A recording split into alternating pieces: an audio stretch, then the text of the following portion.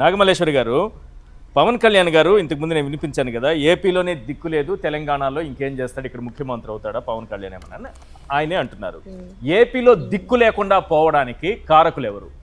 పవన్ కళ్యాణ్ గారే అవునా కాదా? ఎందుకంటే ఆయన పోటీ చేసింది, ఆయన పార్టీ పోటీ చేసింది 21 స్థానాల్లో, 100కు 100% మ్యాండేట్ ఇచ్చినట్టుగా, స్ట్రైక్ రేట్ ఇచ్చినట్టుగా 21 స్థానాల్లో వాళ్ళకి గెలిపించారు ప్రజలు. నువ్వు 90 స్థానాల్లో పోటీ చేస్తుండి, లేకపోతే 100, 175 స్థానాల్లో నువ్వు పోటీ చేస్తుండి, నాకు అక్కడ దిక్కు లేదంటే ఓకే. 21 స్థానాల్లో పోటీ చేస్తే 21 స్థానాల్లో విజయాన్ని అందించిన తర్వాత దిక్కు లేదు అనడం అంటే మిగిలిన స్థానాల్ని తాకట్టు పెట్టుకున్నట్ట లేదా, అమ్ముకున్నట్ట కాదు? ప్రజలు కరెక్ట్ గా ఇచ్చారా లేదా మ్యాండేట్? మీకు మీరు అడిగిన 21 సీట్లలో గెలిపించారా లేదా? అంతే కదా సార్. ఇందాక మీరు ఆ మాట అన్నప్పుడు ఆ వెనకాతలో ఉన్నటువంటి పెద్ద లీడర్ల ముఖ చిత్రాలు చూడలేదా? ఇదేంటిది, నాకు ఆంధ్రలోనే దిక్కు లేదు, తెలంగాణలో ఇంకా నేనేం చేస్తాను అంటే, ఇప్పుడు ఒక అధినాయకుడు నిజంగా చెప్తున్నా సార్, నేను జగన్మోహన్ రెడ్డి గారికి హ్యాట్స్ ఆఫ్ చెప్తా.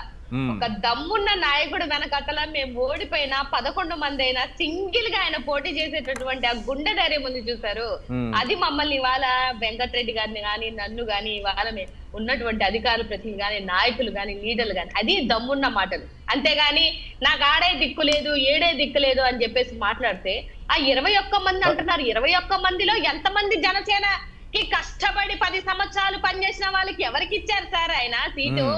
అక్కడ నుంచి పక్క పార్టీలో నుంచి తెచ్చుకున్నారు. మీరు అన్నారే ఎందుకు ఇవ్వలేకపోయారు అని అంటే, కష్టపడినటువంటి వాళ్ళకి ఎవరికి ఆయన ఒక్క ఆప్షన్ కూడా ఇవ్వలేదు.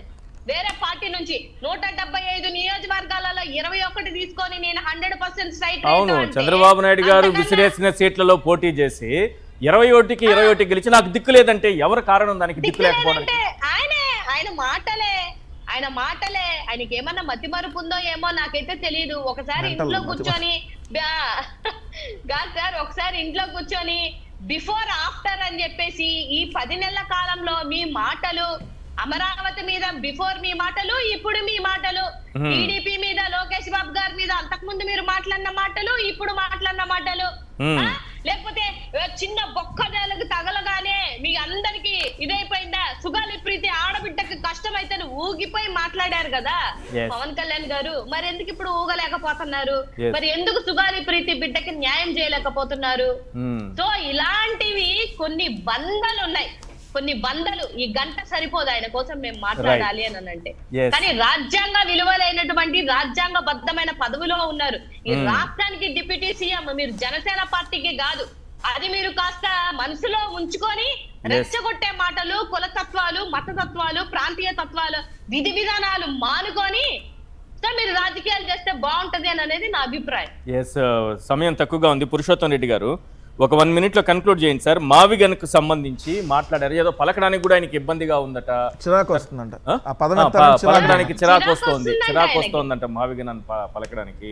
అక్కడ రియల్ ఎస్టేట్ వ్యాపారం చేసుకోవాలా, ఏది మచిలీపట్నం, విజయవాడ, గుంటూరు, ఇక్కడంతా రియల్ ఎస్టేట్ పెరిగితే వాళ్ళ కోసమా మీరు అంటున్నది అని అంటున్నారు.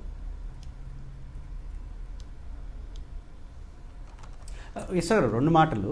ఒకటి, నాయకుడు మాట్లాడేటప్పుడు ఎప్పుడు తన చుట్టూ ఉన్న వాళ్ళకి, సమాజానికి స్ఫూర్తిదాయకంగా ఉండాలి, బలహీనపరచకూడదు.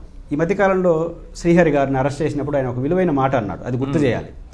పార్టీ ప్రధాన కార్యదర్శిని అరెస్ట్ చేసినప్పుడు జగన్ గారితో కలిసి, జగన్ గారి పక్కన నడిచి, జగన్ గారి గాలి, జగన్ గారి మాట వింటేనే మాకు స్ఫూర్తి వస్తుంది అన్నాడు.